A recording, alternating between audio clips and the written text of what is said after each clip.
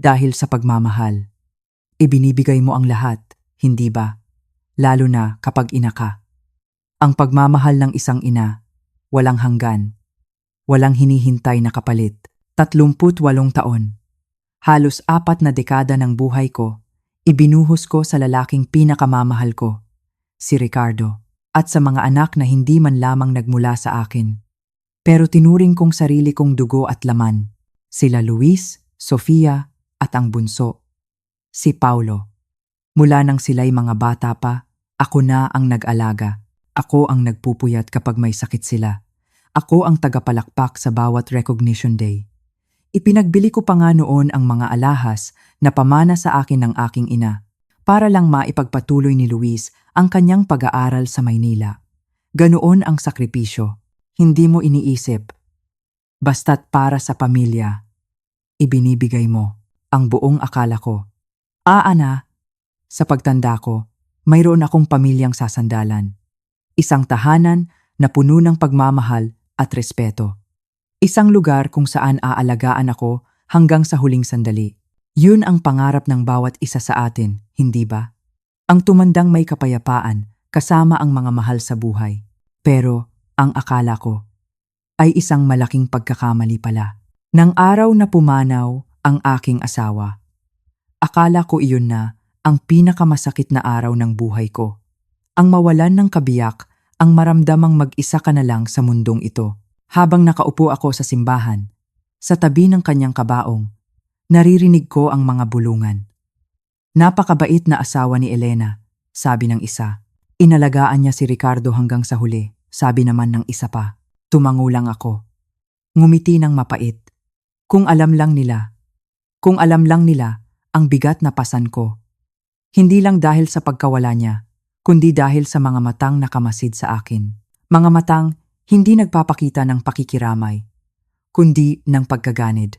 Ang gabing iyon, ang gabi ng burol niya. Doon ko nakita ang tunay na kulay ng mga taong tinuring kong mga anak.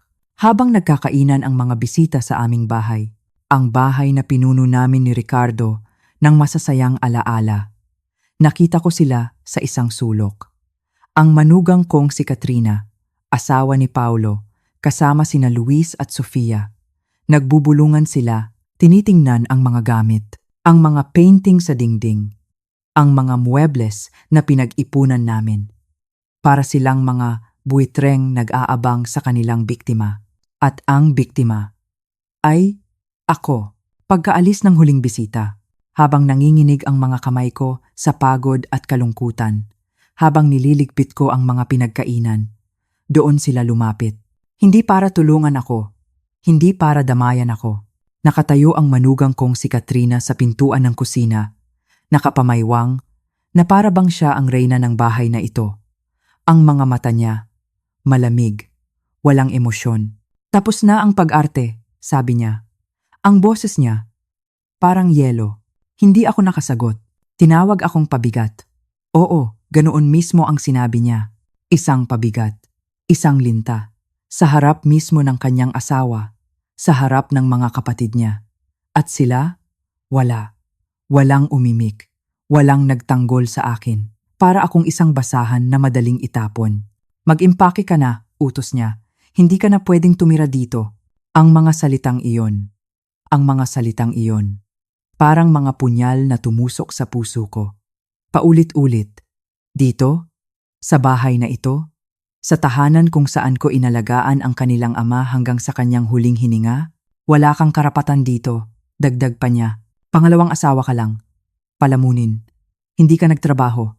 Lahat ng ito, pag-aari namin. Palamunin, pabigat. Pinalayas ako na parang aso sa sarili kong pamamahay. Sa mismong gabi ng pagkamatay ng aking asawa, walang awa, walang konsensya, wala silang utang na loob. Ang lahat ng sakripisyo ko, ang lahat ng pagmamahal, para sa kanila, wala lang. Isa lang akong hadlang sa perang gusto nilang makuha. Kinuha ko ang isang maliit na maleta. Habang naglalagay ako ng ilang damit, naririnig ko ang tawanan nila mula sa sala. Pinaghahatian na nila ang mga gamit. Pinaplano na nila ang kanilang kinabukasan. Gamit ang mga bagay na akala nila ay kanila. pero hindi nila alam. Hindi nila alam na habang tinatrato nila ako na parang basura, may isang bagay akong hawak. Isang alas. Isang sikreto na matagal naming itinago ni Ricardo. Tahimik lang ako. Habang isinasara ko ang pinto ng bahay na iyon sa huli at huling pagkakataon, hindi ako umiyak sa harap nila. Hindi ako nagmakaawa dahil alam ko isang bagay. Ang tunay na may-ari ay hindi sila. Hindi nila alam na ang bahay na pinag-aagawan nila ay matagal nang nakapangalan sa akin. Hindi nila alam na ang negosyong inaakala nilang kanila ay pinatatakbo lang nila. Pero ang tunay na may-ari ay iba at higit sa lahat. Hindi nila alam ang tungkol sa 1 bilyon at 500 milyong pisong, 1 milyon, milyong pisong milyon, mana na hindi nila kailanman makukuha.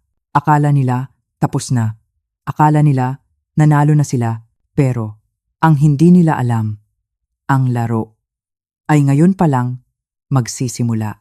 Dahil mayroong isang bagay na totoo sa mundo. Isang bagay na pinaniniwalaan nating lahat, ang karma, at malapit na ang singilan. Huli na ang lahat para sa kanila. Darating ang araw, luluhod sila sa akin. Hindi para humingi ng pera, kundi para humingi ng tawad. Pero magkakaroon pa kaya ng kapatawaran? Ako si Elena. At ito, ang aking kwento. Kung naranasan mo nang maramdamang estranghero ka sa sarili mong tahanan, i-like at i-share mo ang video na ito. At huwag kalimutang mag-comment sa ibaba. Saan kayo nanonood? Halika't pakinggan natin ang kwento mo. Gusto kong malaman kung gaano nakalayo ang narating ng aking laban. Ang lamig ng sahig na gawa sa marmol ay tila gumapang mula sa aking mga paa, paakyat sa aking buong katawan. Doon, sa liwanag ng ilaw sa aming kusina, sa gitna ng mga tirang pagkain mula sa mga nakiramay, naramdaman ko ang tunay na lamig ng kamatayan. Hindi ito ang pagpanaw ni Ricardo, kundi ang pagkamatay ng pamilyang inakala kong sa akin.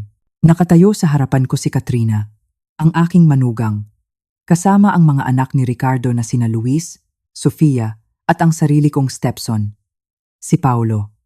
Hindi na sila ang pamilyang kilala ko. Sila ay isang hukuman. At ako ang nasasakdal. Hindi ko na matandaan kung sino ang unang nagsalita pagkatapos ng utos ni Katrina na mag-impake ka na. Ang tanging naririnig ko lang ay ang ugong sa aking tainga at ang malakas na kabog ng aking dibdib.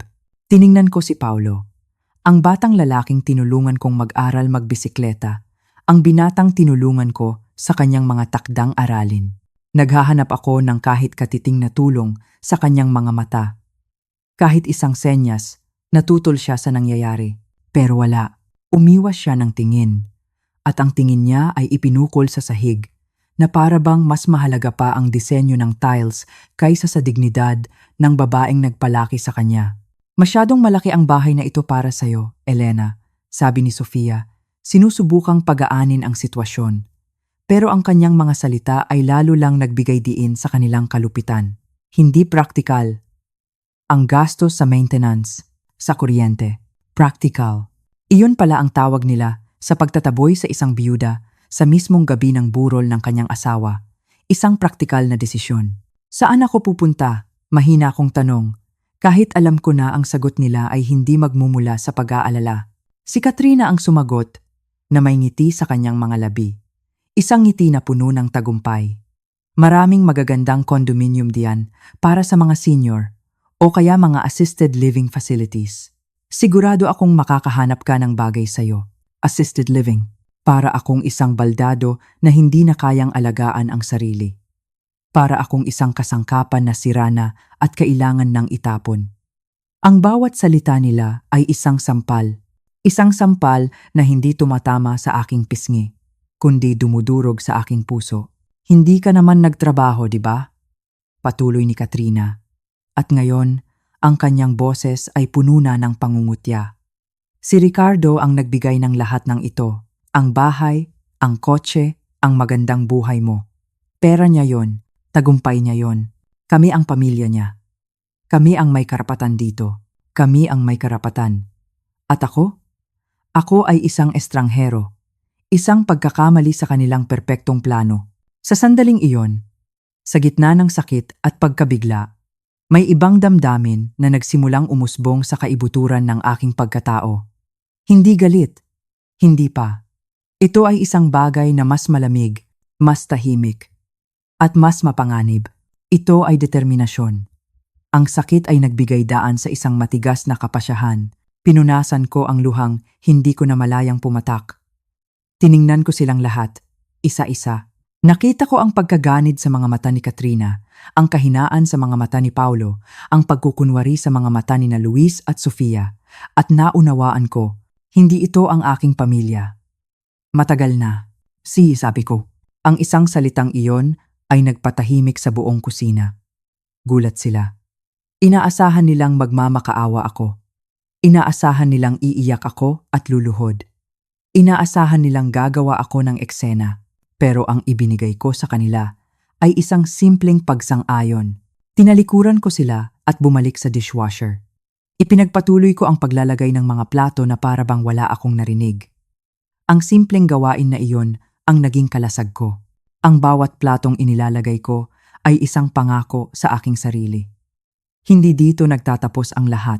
Dito pa lang magsisimula. Narinig ko ang bulungan nila. Medyo naguluhan sila sa aking reaksyon, pero mabilis din itong napalitan ng kagalakan. Narinig ko ang kanilang mga yabag papalayo, papunta sa sala, kung saan sinimulan na nilang pag-usapan kung paano nila hahatiin ang mga pamana sa kanila. Ang aking buhay, ang aming buhay ni Ricardo, ay naging isang listahan ng mga ari-arian na kanilang pag-aagawan. Umakyat ako sa aming kwarto, ang kwarto kung saan huling natulog si Ricardo. Ang amoy niya ay nandoon pa rin. Kumuha ako ng 2 maleta, 2 lang. Maingat kong inilagay ang ilang damit, mga personal na gamit, at ilang mahahalagang litrato. Ang lahat ng iba pa, ang mga alahas, ang mga mamahaling damit, ang mga painting, iniwan ko. Hayaan ninyong isipin nila na iyon na ang kanilang panalo. Hayaan ninyong maniwala sila na ang biyudang kanilang pinalayas ay umalis na walang dala kundi ang damit sa kanyang katawan. Bago ako umalis, sumilip ako sa sala. Nakita ko si Katrina, nakaupo sa paboritong silya ni Ricardo, na para bang matagal na niyang inaasam ang pwestong iyon. Nagtatawanan sila.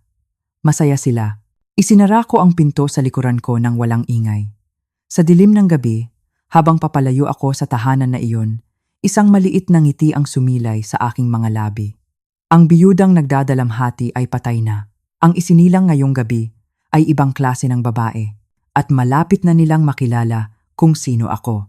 Ang Maynila ay isang siyudad na kayang magtago ng kahit anong sikreto. At sa gabing iyon, kailangan ko ng isang lugar para magtago. Hindi dahil sa takot, kundi dahil sa pangangailangan ng katahimikan. Kailangan ko ng lugar kung saan ako ay hindi makikilala. Kung saan ako ay magiging invisible. Nagpahatid ako sa isang simpleng hotel sa Quezon City. Hindi ito magarbo. Hindi ito ang klase ng lugar na iisipin nilang pupuntahan ko. At iyon mismo ang kailangan ko. Pagdating ko sa front desk, ang babaeng nandoon ay halos hindi tumingin sa akin. Isa lang akong matandang babae. Mag-isa, marahil ay galing sa isang burol o bibisita sa mga apo. Perpekto, ang pagiging invisible. Iyon ang aking bagong sandata. Isang kwarto po para sa isang linggo, sabi ko. Ginamit ko ang pangalan ko noong dalaga pa ako. Elena Delgado. Nagbayad ako ng cash. Walang credit card. Walang bakas. Pagpasok ko sa kwarto, ibinaba ko ang 2 maleta ko. Ang kwarto ay maliit, malinis, at walang personalidad. Malayo sa marangyang bahay na iniwan ko. Pero sa sandaling iyon, ang maliit na kwartong ito ay parang isang palasyo. Ito ang aking kuta, ang aking headquarters. Dito, malayo sa mga mapanuring mata ng pamilya ni Ricardo, malaya akong makakagalaw. Umupo ako sa gilid ng kama at hinayaan ang aking sarili na huminga ng malalim sa unang pagkakataon mula nang pumanaw si Ricardo. Doon, sa katahimikan ng kwarto, bumuhos ang mga luha.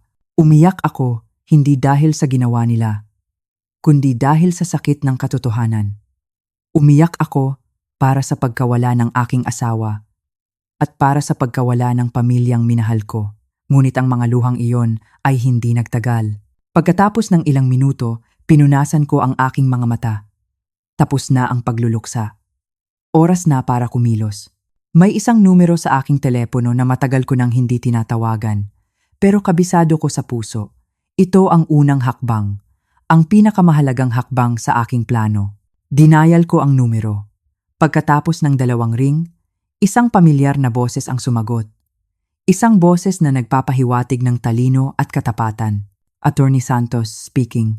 Si Attorney Francisco Santos. Sa mata ng pamilya ni Ricardo, siya ay abogado lang ng kanilang ama.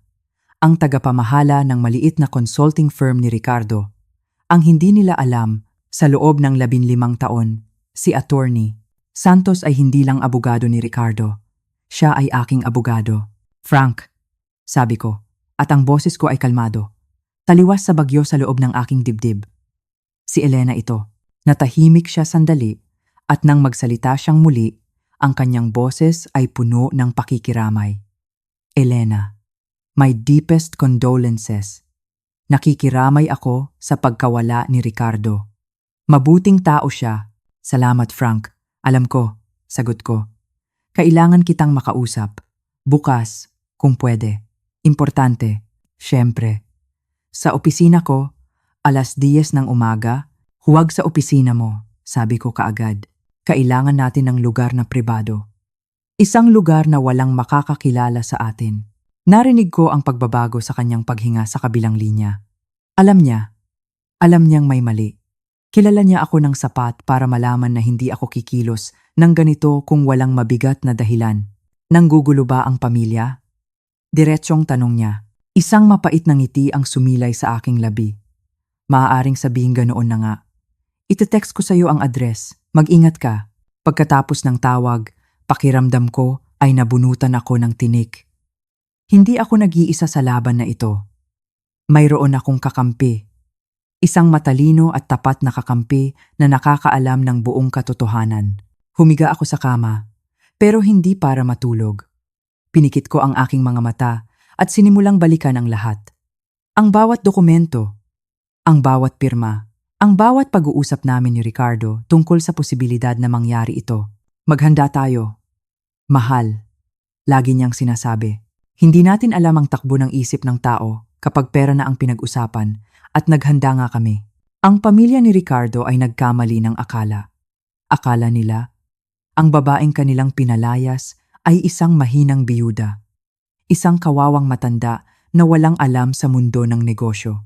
Ang hindi nila alam, ang babaeng natutulog sa isang murang hotel sa Quezon City ay ang reyna na nagtatago sa likod ng hari.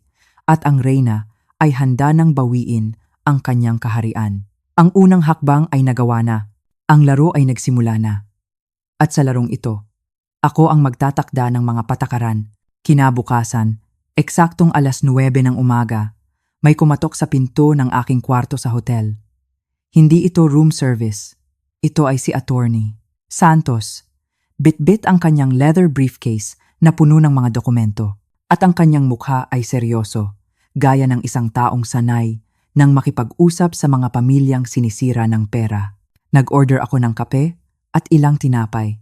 Isang maliit na luho na kung nasa bahay ako ay tiyak na pupunahin ni Katrina. Pero dito, walang nakamasid, walang humusuhusga. Iyon ang kagandahan ng pagiging invisible. Malaya ka, gaano kalala. Iyon ang unang tanong niya pagkaupo niya sa nag-iisang armchair sa kwarto. Hindi ako nagpaligoy-ligoy. Ikinuwento ko sa kanya ang lahat. Mula sa mga bulungan sa burol, hanggang sa paghaharap sa kusina. Ikinuwento ko ang bawat masasakit na salita. Ang pabigat, ang palamunin, ang utos na lumayas ako at maghanap ng assisted living facility. Habang nagsasalita ako, nakita ko ang pagtiim ng kanyang bagang. Nakita ko ang galit sa kanyang mga mata. Galit para sa akin. Nang matapos ako, ang katahimikan sa kwarto ay mabigat. Hay, nako! Buntong hininga niya. Sinabi na nga ba namin ni Ricardo na posibleng mangyari ito? Alam ba nila ang tungkol sa tunay mong sitwasyon? Tanong niya. Umiling ako. Wala. Kahit katiting. Ricardo and I decided years ago, it was better that way. Hayaan nating isipin nilang siya ang matagumpay na negosyante at ako lang ang kanyang asawa. Ang kanyang pangalawang asawa. Tinitigan ako ni Attorney Santos. At sigurado ka na ba, Elena? Sigurado ka na bang gusto mong ituloy ang napag-usapan natin? Kapag sinimulan na natin ito, wala nang atrasan. Tumayo ako at tumingin sa bintana. Mula sa aking kwarto, tanaw ko ang ordinaryong buhay sa labas. Mga taong papasok sa trabaho, mga sasakyang dumaraan. Kahapon lang, isa ako sa kanila sa mata ng mundo. Isang ordinaryong matandang babae. Marahil ay biyuda, marahil ay nahihirapan sa buhay. Wala silang ideya na ang babaeng nakatayo sa room 237 ay nagmamay-ari ng mga ari-arian na hindi nila kayang isipin. Humarap ako sa kanya. Ang aking boses ay matatag. Sigurado na ako, Frank. Gaano katagal bago natin maayos ang lahat? Binuksan ni Attorney Santos ang kanyang briefcase. Ang tunog ng mga kandado nito ay parang musika sa aking pandinig. Inilabas niya ang isang makapal na folder. Ang mga paunang paglilipat ng pondo. Magagawa natin sa loob ng 48 oras. Ang kabuuang restructuring ng lahat ng assets mo aabutin ng mga 2 linggo. At kaya ba nilang labanan ito sa korte? Isang maliit na ngiti ang sumilay sa labi ng aking abogado.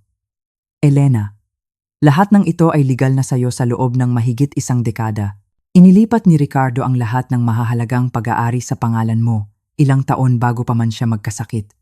Ginawa niya ito para mismo sa sitwasyong ito. Pwede silang magdemanda hanggang gusto nila. Matatalo sila. Ang batas ay nasa panig mo. Nakahinga ako ng maluwag.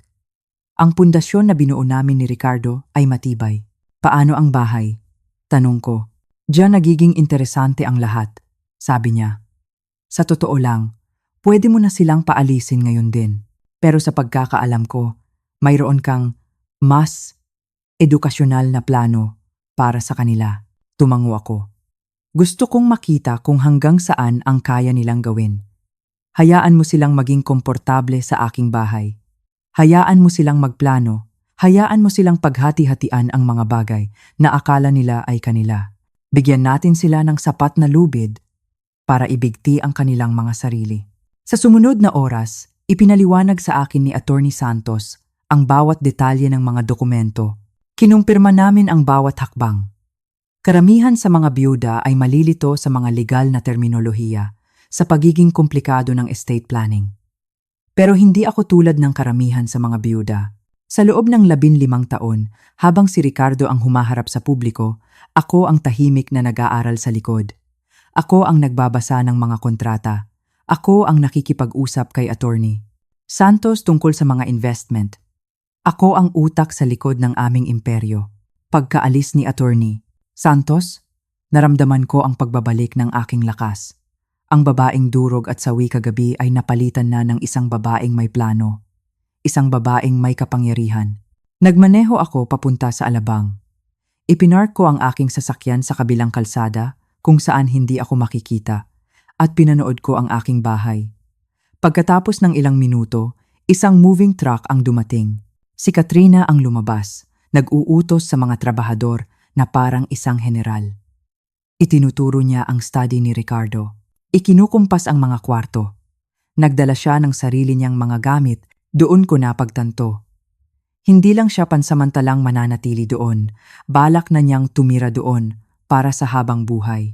Ang kalupitan niya ay walang hanggan, pero ang pasensya ko ay mas mahaba pa. Panoorin mo lang, Katrina, naisip ko. Magsaya ka sa aking bahay. Magsaya ka sa aking mga gamit dahil malapit na. Malapit na malapit mo nang malaman kung sino talaga ang nagmamay-ari ng lahat. 3 araw ang lumipas mula nang tumira ako sa hotel. At sa 3 araw na iyon, ramdam ko ang kanilang pagkainip. Ang telepono ko ay walang tigil sa pagbuzz.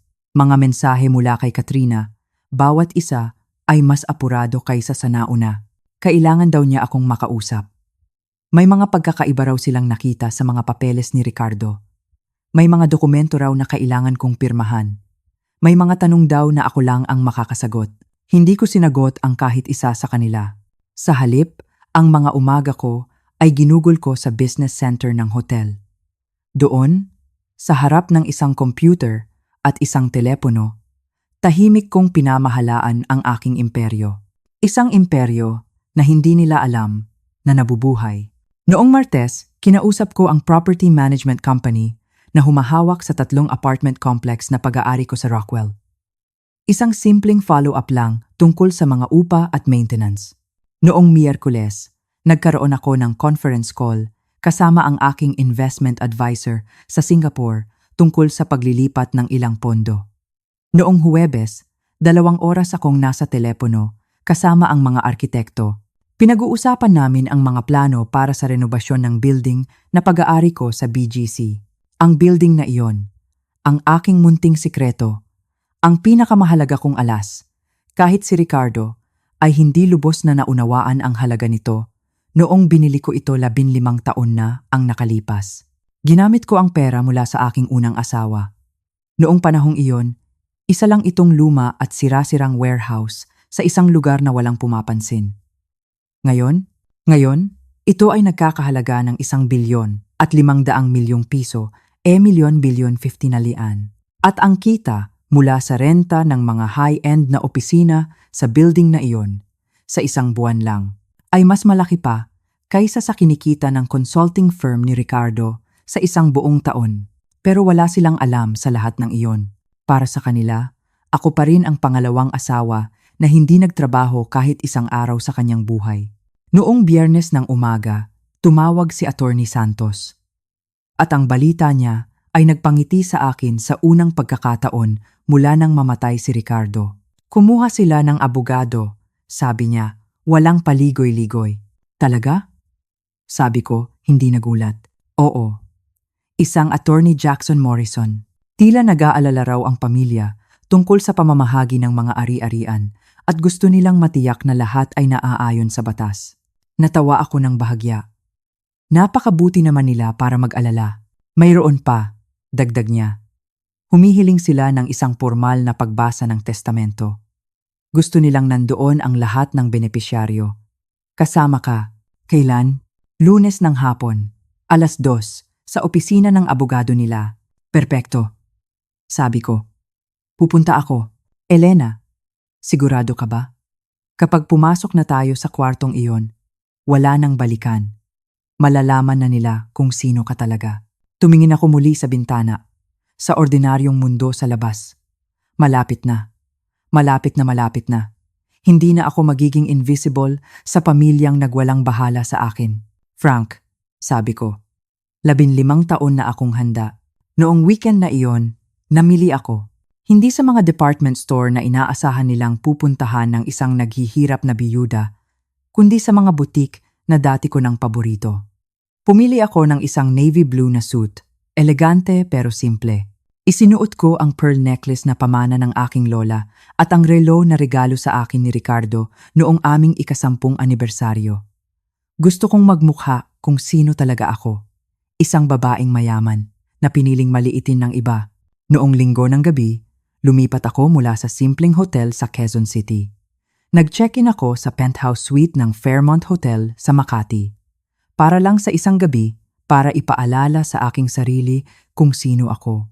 Bago ako humarap sa kanila, nag-order ako ng lobster at champagne. At binasa kong muli ang mga dokumento na inihanda ni Attorney Santos. Lahat ay nasa ayos. Lahat ay legal. Lahat ay malapit ng magbago. Habang nag-aayos ako sa bangko kinabukasan, bago pa man ang meeting, tumunog ang telepono ko, si Katrina. Nakita ko ang pangalan niya sa screen. Hinayaan kong mapunta ito sa voicemail. Pagkatapos, pinakinggan ko ang mensahe niya at hindi ko mapigilang mapangiti. Elena, may nakita kaming mga papeles dito sa opisina ni Ricardo na hindi namin maintindihan. Mga legal documents na parang walang saysay. Pwede mo ba akong tawagan? Baka may mga bagay kang kailangang ipaliwanag. Mga papeles na hindi maintindihan. Sigurado akong ang mga nakita nila ay ang mga lumang kopya na sadyang iniwan ni Ricardo bilang panlinlang. Mga dokumento na tumutukoy sa mga ari-arian na wala na sa kanyang pangalan. Kinakabahan na sila na pagtatanto na nila na ang yaman ng kanilang ama ay hindi kasing simple ng kanilang inaakala. Binura ko ang mensahe nang hindi tumutugon. Hayaan ninyong mag-isip sila. Hayaan ninyong mag-alala sila. Hayaan ninyong hindi sila makatulog sa gabi. Sinusubukang alamin kung bakit hindi tumutugma ang mga numero. Ang biyudang nagdadalamhati ay tapos ng magdalamhati. Ngayon na ang oras para lumabas mula sa anino ang tunay na Elena Delgado. At kapag nangyari iyon, matututunan ng pamilyang basta na lang siyang isinantabi na ang ilang mga maling akala ay may napakamahal na kabayaran. Ang umaga ng Lunes ay dumating na may kasamang kulimlim na langit at mahinang ambon. Tila nakikiramay ang panahon sa bigat ng araw na iyon. Hindi ako nagmadali. Maingat akong nag-ayos. Pinili ang bawat detalye ng aking itsura. Inilapat ko ang aking makeup nang may katiyakan. Hindi para magpaganda, kundi para magsuot ng isang maskara ng lakas. Isinuot ko ang navy blue suit na aking binili. Ang tela nito ay may bigat, nagbibigay ng pakiramdam ng kapangyarihan. Isinuot ko ang perlas ng aking lola at ang relong regalo ni Ricardo.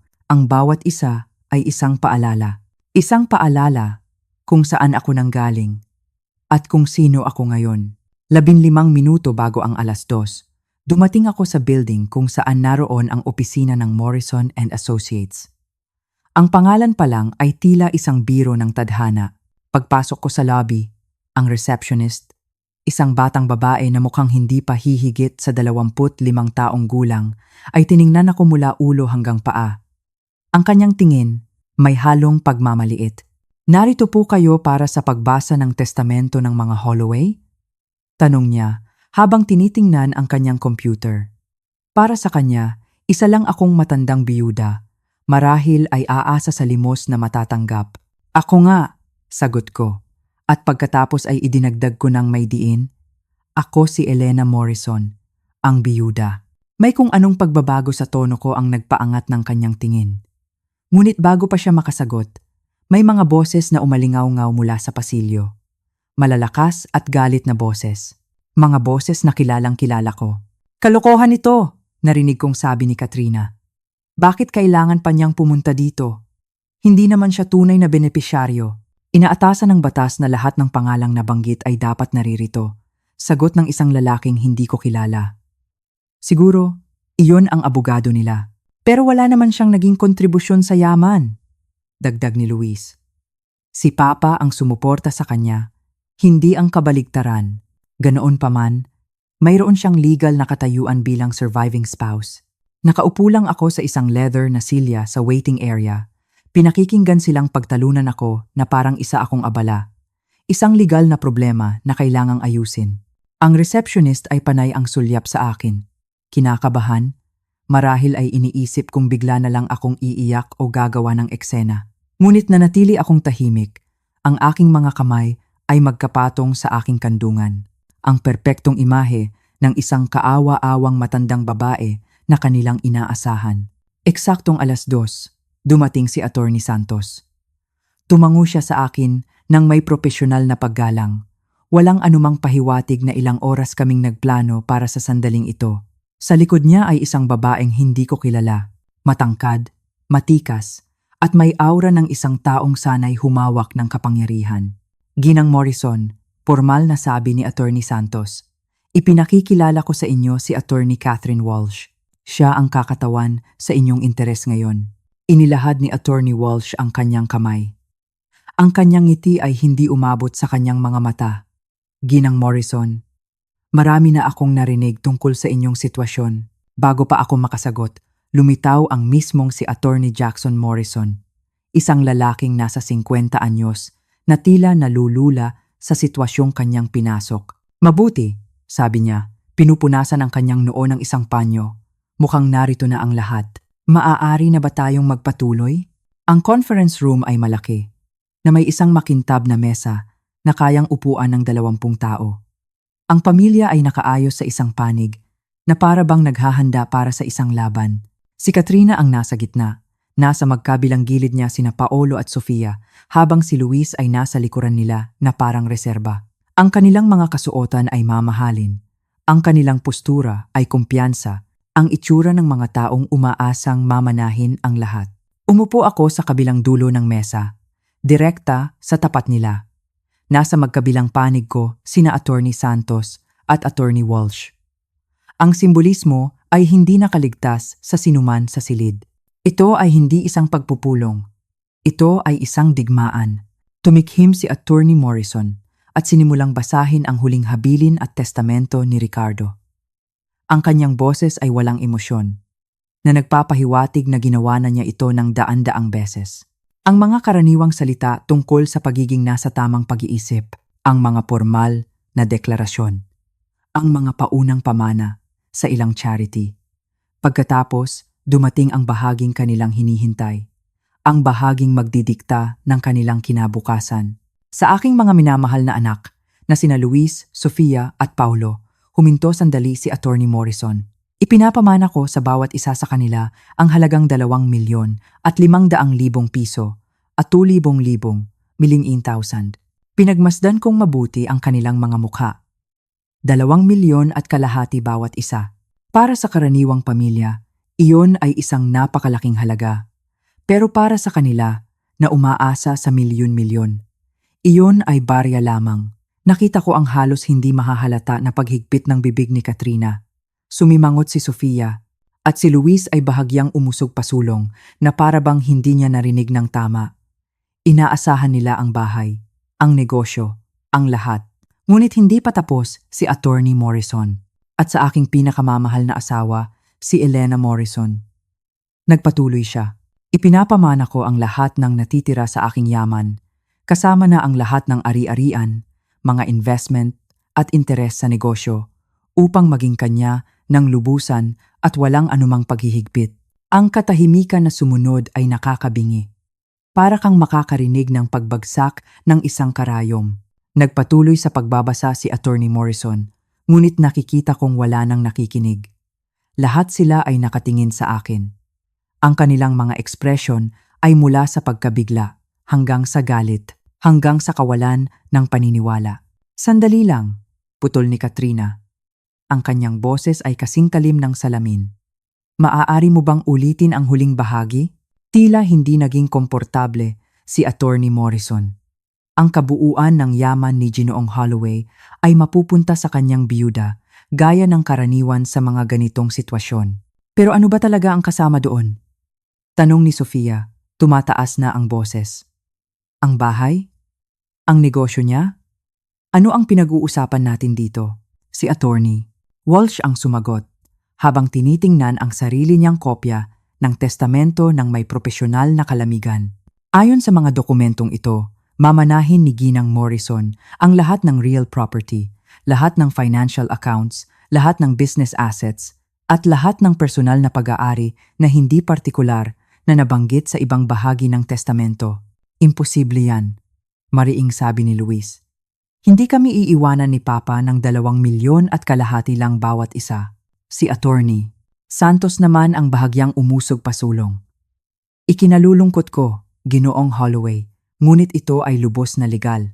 Ang inyong ama ay naging napaka-espesipiko sa kanyang mga intensyon. Dito na sumabog si Katrina. Ang composure na pilit niyang pinapanatili ay biglang naglaho, pero wala siyang kinita kahit isa dyan. Sigaw niya, sabay duro sa akin. Hindi siya nagtrabaho, wala siyang naging kontribusyon. Nariyan lang siya, nabubuhay sa tagumpay niya. Ang mga salitang iyon ay lumutang sa hangin na parang lason. Nariyan lang siya. Ang parehong parirala na ginamit niya noong gabing pinalayas niya ako sa sarili kong bahay. Ang parehong pagmamaliit, ang parehong paghamak, ang parehong fundamental na hindi pagkakaunawa sa kung sino talaga ako. Dahan-dahan akong tumayo. Bawat mata sa silid ay nakatuon sa akin. Sa loob ng 38 taon, hinayaan kong si Ricardo ang maging mukha ng aming tagumpay. Hinayaan kong isipin ng mga tao na siya ang henyo sa negosyo, habang ako ay gumaganap bilang isang sumusuportang asawa. Nasiyahan akong manatili sa anino. Tahimik na binubuo ang aking imperyo habang siya ang tumatanggap ng papuri sa publiko. Pero wala na si Ricardo. At ang mga anino ay nagsilbi na sa kanilang layunin. Tama ka, Katrina. Mahinahon kong sabi. Wala akong naging kontribusyon sa tagumpay ni Ricardo. Napakurap siya. Malinaw na hindi niya inaasahan ang pagsang-ayon. Ang consulting firm ni Ricardo. ang kanyang mga simpleng investment, ang kanyang reputasyon sa komunidad. Lahat yun ay kanya. Wala akong kinalaman doon. Nakita ko ang pagkalito na gumuhit sa kanilang mga mukha. Hindi ito ang tugon na kanilang inaasahan. Pero nakikita ninyo, nagpatuloy ako at ang aking boses ay unti-unting lumalakas. Ang yaman ni Ricardo ay hindi ang inaakala ninyo. At ako ay hindi ang taong inaakala ninyo. Si Attorney Walsh ay nagsimula ng maglabas ng mga dokumento mula sa kanyang briefcase. Mga dokumento na magbabago sa lahat. Anong ibig mong sabihin? Tanong ni Paolo. Nagsalita sa unang pagkakataon mula nang magsimula ang pagbasa. Tiningnan ko silang lahat, isa-isa. Ang mga taong ito na nagmaliit sa akin, na nagpalayas sa akin, na tinrato ako na parang isang pabigat na kailangang itapon. Ang ibig kong sabihin, sabi ko, na may bahagyang ngiti sa aking mga labi, ay kumikilos kayo batay sa mga napakamahal na maling akala, tungkol sa kung sino ang nagmamay-ari ng ano sa pamilyang ito. Ang tunay na laro ay ngayon pa lang magsisimula. Binuksan ni Attorney Walsh ang kanyang briefcase na may katiyakan ng isang siruhano na naghahanda para sa isang maselang operasyon. Ang mga dokumentong inilabas niya ay nakaayos sa malinis na mga folder. Bawat isa ay may label. Malinaw na ang sandaling ito ay matagal ng pinlano.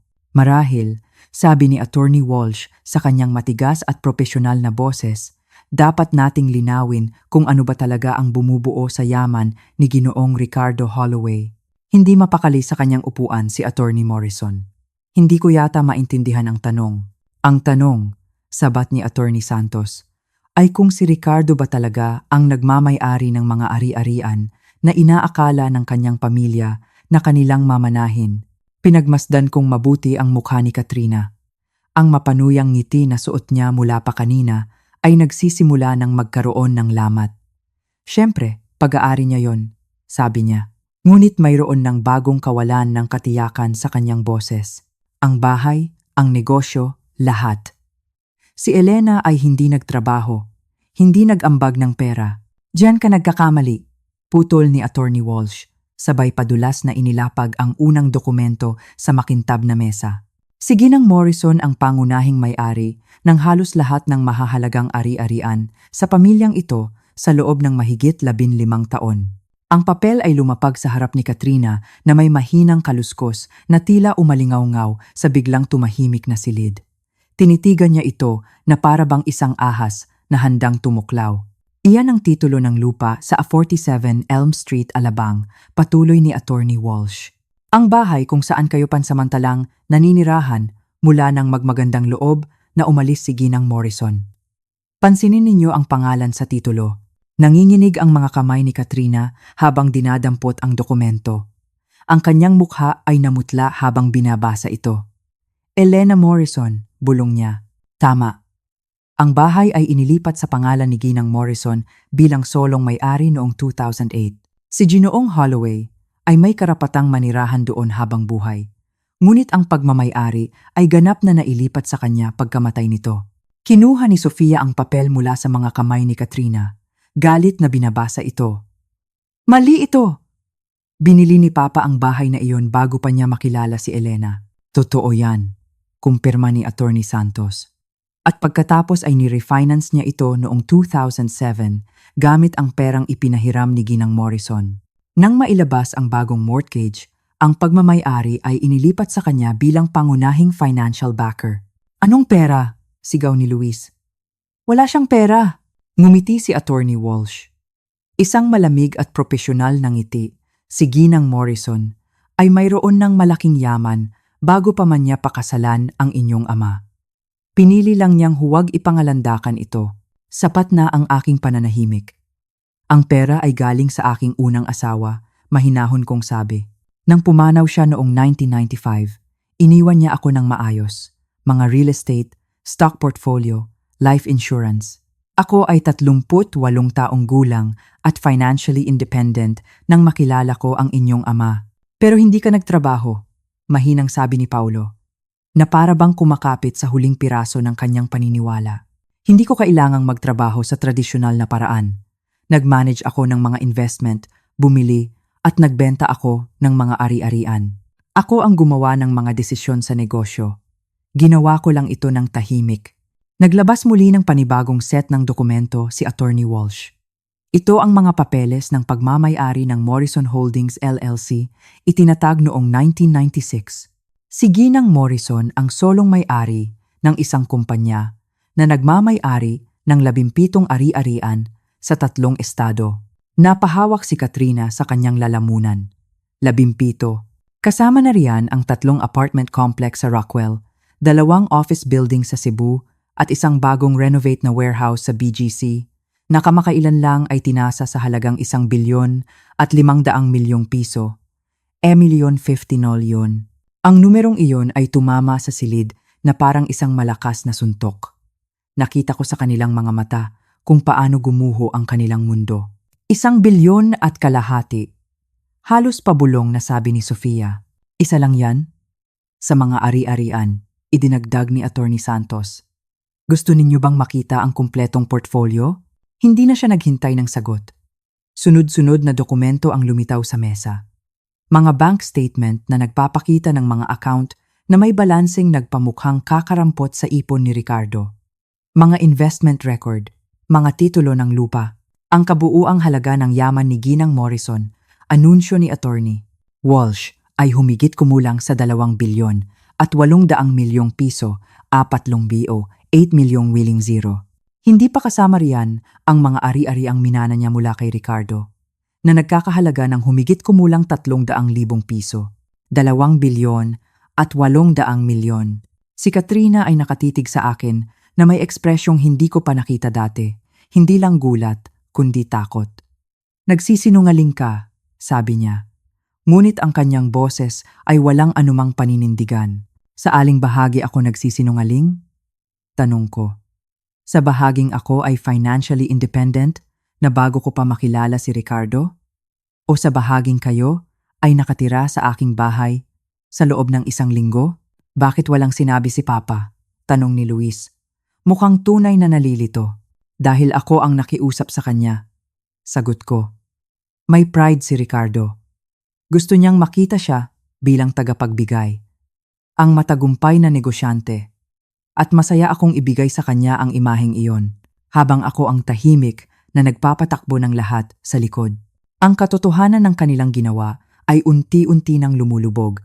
Ang pangingilabot sa kanilang mga mukha habang napagtatanto nilang hindi lang sila naging malupit sa isang walang laban na biyuda. Naging malupit sila sa isang taong kayang-kaya silang wasakin sa pinansyal nang hindi man lang pinagpapawisan. Ang mga business card na nakita ninyo sa opisina ni Ricardo, patuloy ni Attorney Walsh, ay para sa isang consulting firm na halos libangan lang ni Ginoong Holloway. Kumikita ito ng marahil 40,000 piso sa isang taon. Hindi sapat para suportahan ang marangyang buhay na inaakala ninyong siya ang nagpopondo. Kung ganoon, paano niya binayaran ang lahat? Tanong ni Sofia. Hindi siya, simpleng sagot ko. Ako. Ang mortgage sa bahay, ang amilyar, ang kuryente, ang tubig, ang insurance. Lahat yun ay galing sa aking mga account. Nanginginig na si Katrina. Nakikita na niya ang buong saklaw ng kanyang pagkakamali. Hinayaan mo kaming isipin. Hinayaan ko kayong ipakita kung sino talaga kayo. Pagtatama ko. Hindi ko kayo pinilit na palayasin ako sa sarili kong bahay. Hindi ko kayo pinilit na tawagin akong linta. Binigyan ko kayo ng lahat ng pagkakataon na magpakita ng kabaitan, na ituring ako bilang pamilya. Sa halip, ipinakita ninyo ang inyong tunay na pagkatao. Ang salitang trespassers o mga nanghihimasok ay tumama sa kanila na parang isang malakas na sampal. Nag-iba-iba ang kulay ng mukha ni Katrina bago ito naging kulay abo. Hindi ka seryoso, bulong niya. Lubos akong seryoso, sabi ko. Dahan-dahang tumatayo. Gusto ninyo akong mawala sa landas para makuha ninyo ang inaakala ninyong nararapat sa inyo. Nagtagumpay kayo na paalisin ako. Ang kaso nga lang, wala namang nararapat sa inyo sa simula pa lang. Kinuha ko ang aking bag at tiningnan sila sa huling pagkakataon. Ang mga taong ito na tinrato ako na parang basura. Na binaliwala ang aking pagluluksa at ang aking halaga, na sinubukang burahin ako sa sarili kong buhay. Bibigyan ko kayo ng 72 oras para alisin ang inyong mga gamit sa aking bahay, mahinahon kong sabi. Pagkatapos niyan, legal ko na kayong ipapa-evict. Habang naglalakad ako papunta sa pinto, ang boses ni Katrina ay sumunod sa akin, mataas at desperado. Elena, pakiusap. Pwede nating pag-usapan ito. Pamilya tayo. Huminto ako sa may pintuan. Ang aking kamay ay nasa door handle. Pamilya, mahina kong ulit. Alam mo, Katrina, tama ka. Pamilya nga tayo. At katuturo mo lang sa akin kung ano talaga ang kahulugan ng salitang iyan para sa'yo. Lumabas ako ng conference room na iyon na alam kong tapos na ang dati kong buhay. Ang invisible na biyuda ay wala na magpakailanman. Ang pumalit sa kanya ay isang tao na dapat ay mas pinag-ingatan nilang banggain. Ang 72 oras na ibinigay ko sa kanila ay naging pinakakasiya siyang 3 araw ng aking buhay. Hindi dahil nagagalak ako sa kanilang pagdurusa, kundi dahil sa unang pagkakataon sa loob ng maraming dekada, pinapanood ko ang mga taong humaharap sa tunay na bunga ng kanilang mga pinili. Ang unang tawag ay dumating 6 na oras pagkatapos ng pulong. Si Katrina, syempre. Ang kanyang boses ay pinaghalong desperasyon at galit. Elena, kailangan nating mag-usap. Itong sitwasyon na ito, lumalala na.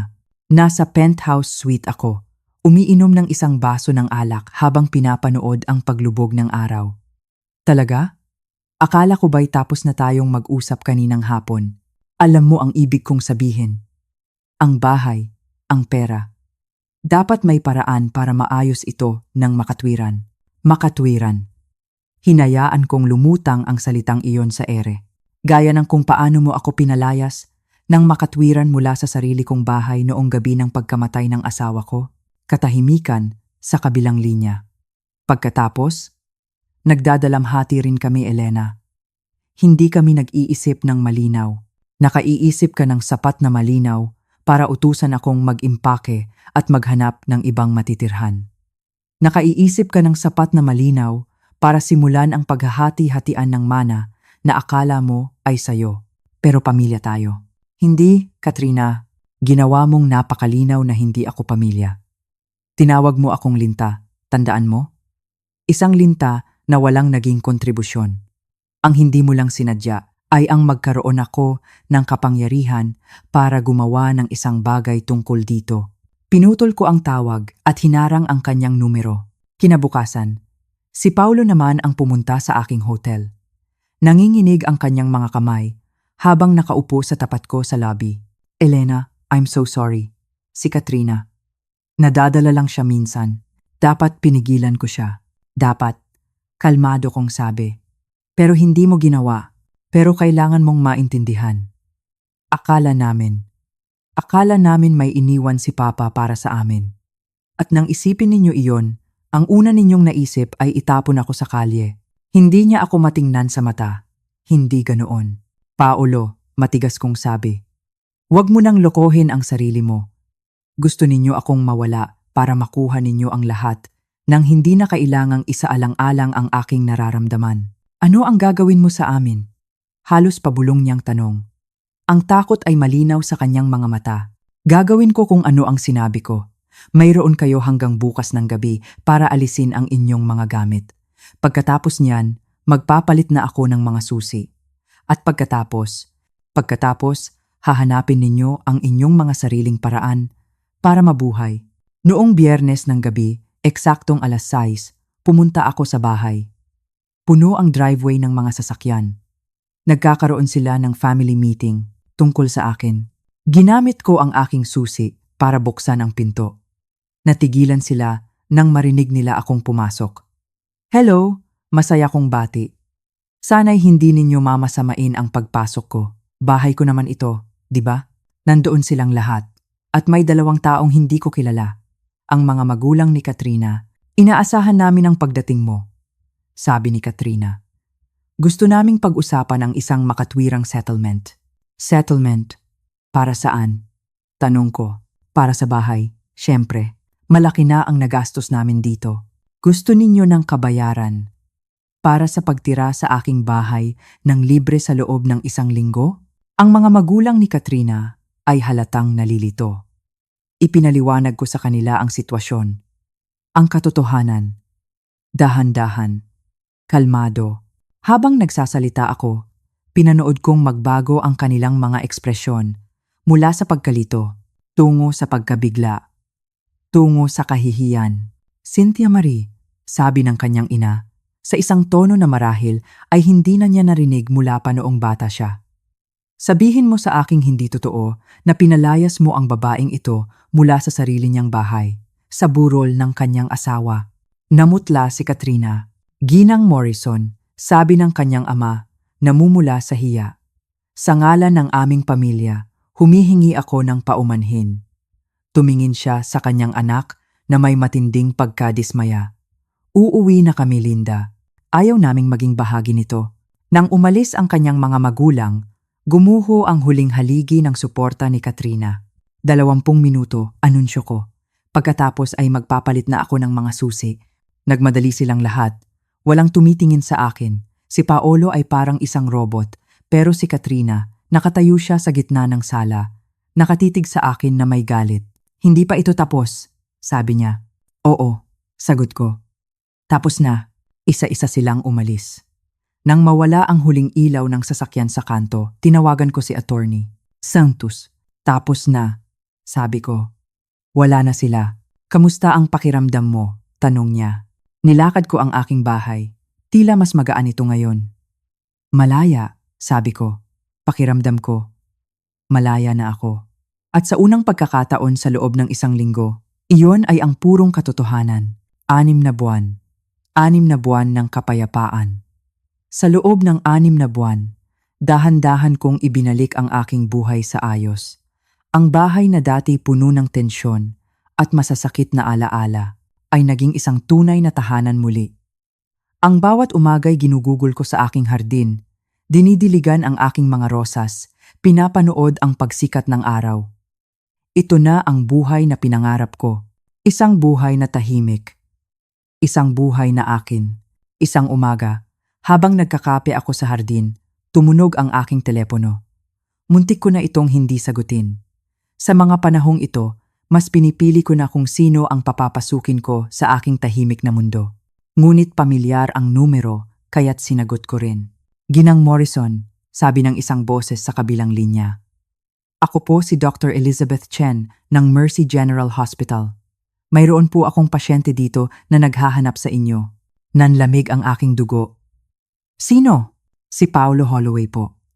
Kayo po ang nakalista bilang kanyang emergency contact. Emergency contact. Pagkatapos ng lahat ng nangyari, pagkatapos ng lahat ng kanilang ginawa, ako pa rin ang taong tatawagan sa oras ng kagipitan. Sa kabila ng lahat, naramdaman ko pa rin ang pamilyar na kaba ng isang ina. Anong nangyari? Naaksidente po sa sasakyan. Stable naman po siya, pero kayo po ang hinahanap niya. Mahalaga raw po. Makalipas ang 20 minuto, naglalakad na ako sa malinis at maputing pasilyo ng Mercy General. Natagpuan ko si Paolo sa isang pribadong silid. Ang kanyang kaliwang binti ay nakakast at ang kanyang braso ay nakasling.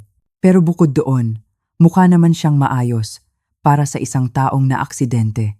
Elena, mahina niyang sabi na may halong ginhawa sa kanyang boses.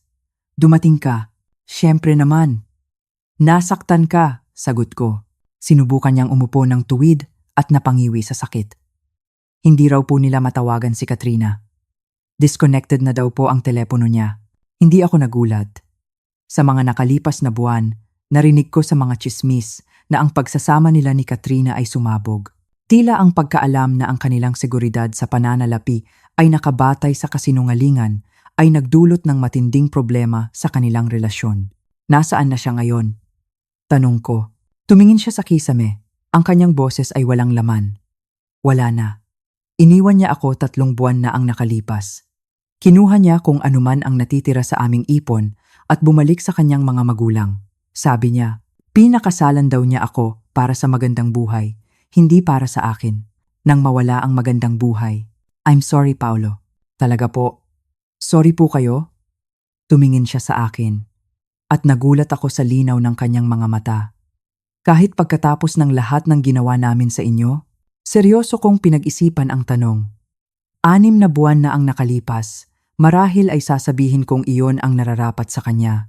Ngunit habang tinitingnan ko siya ngayon, wasak, mag-isa, at sa wakas ay hinaharap ang bunga ng kanyang mga desisyon. Naramdaman kong tunay akong nalulungkot para sa kanya. Oo, simpleng sagot ko.